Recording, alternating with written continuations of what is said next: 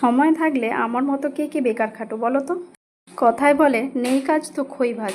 এখন আমি দেখো ডিমগুলো নিয়ে ওই যে বললাম অনেক দিন আগে বাজার করে নিয়ে এসেছিল ডিমগুলো।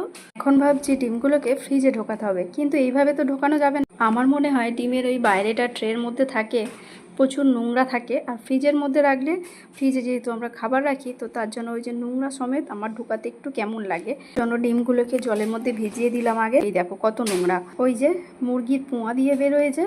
সত্যি বলতে ভিডিওটা যখন স্পিড বাড়িয়ে দিয়েছি, দিয়ে এডিট করতে করতে আমি বসে বসে ভাবছি যদি আমিও এরকম স্পিডেই কাজ করতে পারতাম কত না ভালো হতো বলো, কত তাড়াতাড়ি কাজগুলো হয়। ডিম ধুতে ধুতে এখন একটা গান মনে পড়ে গেল।